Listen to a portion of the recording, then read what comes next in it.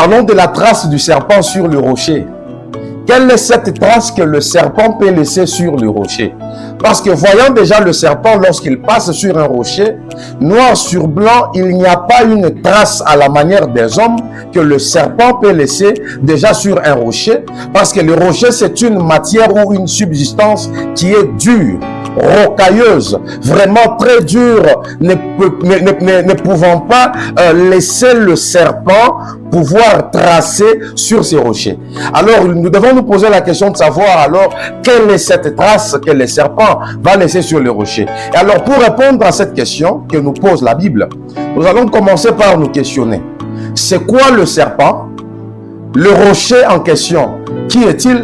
Et aussi, quelle est la trace exacte que le serpent va laisser sur le rocher? C'est vraiment une question qui a tourmenté le prophète Agur, le fils de Jaquet. Il était tourmenté, il ne comprenait pas c'est quoi cette trace qu'un serpent peut laisser sur un rocher.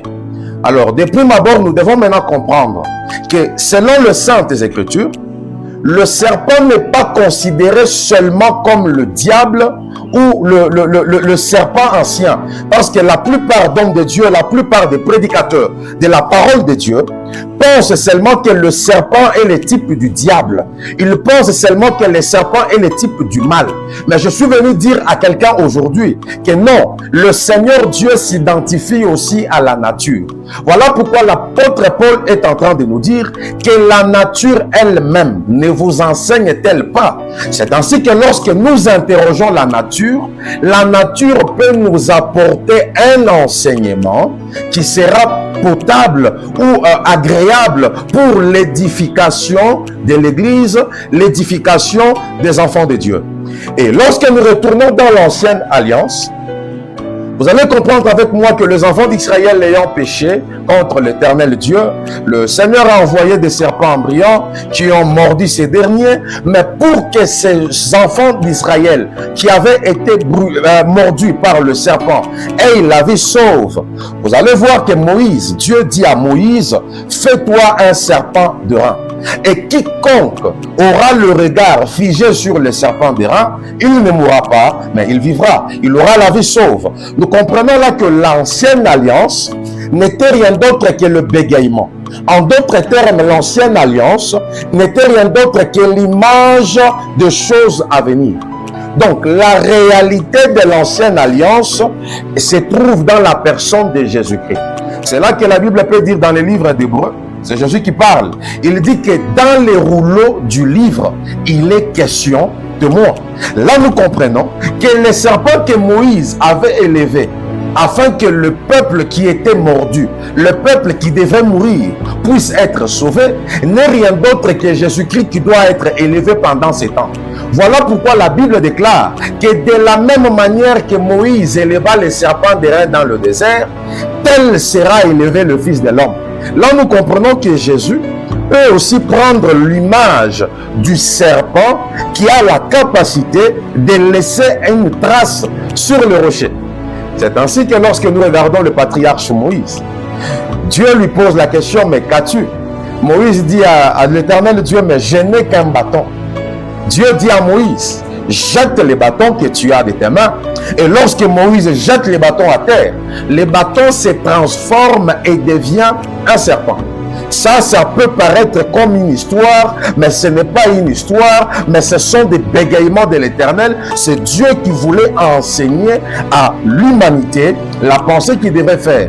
Parce que depuis l'humanité et depuis même cette chose, cette histoire qui s'est passée entre le Seigneur Dieu et son serviteur Moïse, de pouvoir jeter les bâtons par terre, c'était déjà une prophétie qui prédisait que Jésus-Christ devrait venir dans l'humanité.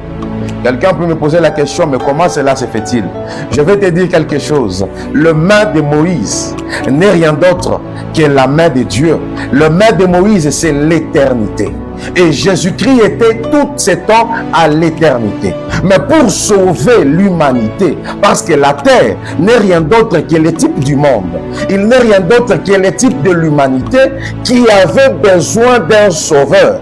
Mais pour que ces sauveurs puissent descendre dans l'humanité, il fallait que Dieu lui-même puisse laisser son Fils, qu'il puisse les lâcher sur la terre. C'est ça le mouvement que Moïse a fait, de pouvoir laisser les bâtons tomber à terre. C'est ainsi que lorsque le bâton tombe à terre, le bâton ne reste plus un être inerte, mais le bâton prend vie. Voilà pourquoi lorsque Moïse regarde, il ne voit plus un bâton, mais Moïse voit un serpent. Ah, Jésus est merveilleux. Voilà pourquoi quand il parle, la Bible déclare que la gloire de Dieu, c'est de cacher les choses. Mais moi et toi, nous sommes des rois. Et la gloire des rois, c'est de sonder, de découvrir les choses cachées afin que l'Église de Dieu soit nourrie. Donc le bâton qui avait été laissé par Moïse et qui s'est transformé en serpent n'est rien d'autre que la personne de Jésus-Christ. Voilà pourquoi, étant arrivé dans le monde, il est écrit qu'il a porté l'iniquité, il a porté les péchés de toute l'humanité. Et si nous posons toujours la question à Moïse, vous verrez avec moi dans le livre de Lévitique que le serpent était considéré comme étant un animal impur. Donc, le serpent ne pouvait pas être considéré comme étant un animal pur. On ne pouvait pas le toucher. Quiconque le touche devrait être tué parce que le serpent était considéré comme étant impur. C'est de la même manière, il est vrai que Jésus n'était pas impur. Il était pur parce que la Bible déclare que le Fils de l'homme était un homme sans défaut, sans tache, sans ride, ni rien de semblable. Mais attention, quand il est monté à la croix de Calvaire, il s'est identifié aux pécheurs que nous étions.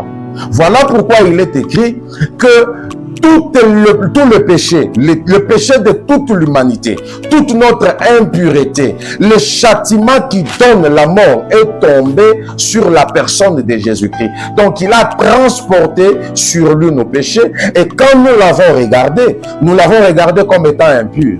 Nous l'avons regardé comme étant un homme sali, mais il est vrai qu'il était un homme pur parce qu'il n'a pas péché, mais il a pris notre place et il est mort au nombre des voleurs. Raison pour laquelle, sur le plan de la révélation, le serpent qui doit être jeté, le serpent qui quitte la main de Moïse, c'est la personne de Jésus. Alors on se pose la question, alors qui est le rocher en soi? Le rocher c'est quoi? Mais nous allons voir cela dans le livre de 1 Corinthiens, chapitre 10, le verset 4. La Bible déclare, ils ont tous bu le même breuvage spirituel, car ils buvaient à un rocher spirituel qui le suivait, et ce rocher est Christ. Une chose très importante. Donc le rocher prend aussi l'image de Christ. Ne te perds pas, le serpent en Christ, le rocher, dans un premier temps, il prend l'image de la personne de Christ. Mais nous ne nous limitons pas là-bas parce que la Bible déclare, tel il est, tel nous sommes. Donc si Christ est un rocher, même nous-mêmes l'Église, nous sommes également des rochers, nous sommes des pierres vivantes. Voilà pourquoi la Bible est en train de dire dans le livre de Luc, chapitre 19, verset 40, « Si vous ne voulez pas crier, si vous ne voulez pas m'adorer, je susciterai même des pierres afin que les pierres puissent m'adorer. » Ah, alors nous comprenons que la pierre ici, c'est aussi le type de l'Église. Et le type de l'Église sur lequel le serpent doit passer pour laisser son empreinte. Donc, tel que nous sommes là, nous sommes des pierres. Je suis en train de parler à un homme qui est en train de me suivre, que depuis le jour où tu as quitté le péché, depuis le jour où tu as quitté le ténèbre, tu es devenu une pierre vivante et tu fais partie désormais de l'église corps du Christ. Parce que dans l'église corps du Christ, il n'y a que des pierres vivantes qui sont là que pour louer l'Éternel. Mais ces pierres vivantes, lorsqu'ils reçoivent la trace du serpent, en d'autres termes, lorsque les serpents passent sur ces pierres, lorsqu'ils passent sur ces rochers, lorsque Christ Jésus passe dans ta vie, tu dois maintenant faire sortir de l'eau. C'est ça même la trace que les serpents laissent. Lorsqu'ils passent sur le rocher, l'eau doit sortir. Voilà pourquoi Dieu dit à Moïse de parler au rocher, mais Moïse ne parle pas au rocher. Moïse prend le bâton, il frappe le rocher, et après la frappe du bâton sur le rocher a fait jaillir de l'eau. Là, nous avons compris, noir sur blanc, que le rocher n'était que moi, il n'était que toi, qui sommes l'Église ou la femme de Christ. Mais lorsque Christ passe sur nous, nous devons maintenant reproduire l'empreinte. L'empreinte qu'il laisse sur nous n'est rien d'autre ici que la manifestation de fruits de l'esprit. Là, je suis dans le livre de Galates, chapitre 5, le verset 22. Quand le Seigneur Jésus passe sur nous, nous devons produire une eau. Mais l'eau que nous produisons, c'est le fruit du Saint-Esprit. Voilà pourquoi celui qui a reçu le passage du serpent sur lui, il ne peut pas empoisonner son frère parce que son frère a été élevé.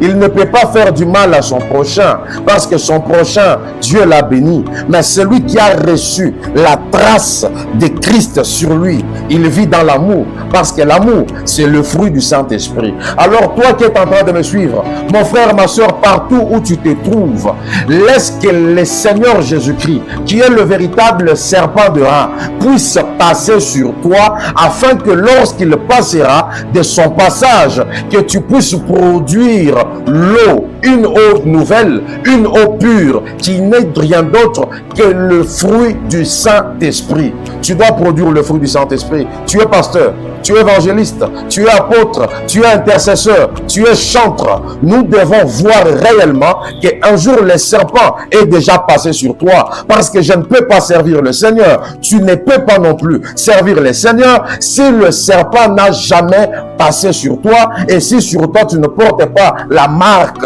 ou l'empreinte. Comme la Bible est en train de nous dire, que personne désormais ne me fasse de la peine parce que je porte sur moi les marques du Saint-Esprit. Je porte sur moi les marques de Christ. Je désire que le serpent qui est Jésus puisse passer sur toi, qui est un rocher, et que tu produises une eau nouvelle, que tu produises le fruit du Saint-Esprit. Soyez bénis et la grâce de Dieu vous localise. On se retrouve très prochainement dans un nouveau numéro où nous allons étudier une fois de plus la trace maintenant du navire sur la mer. Soyez bénis.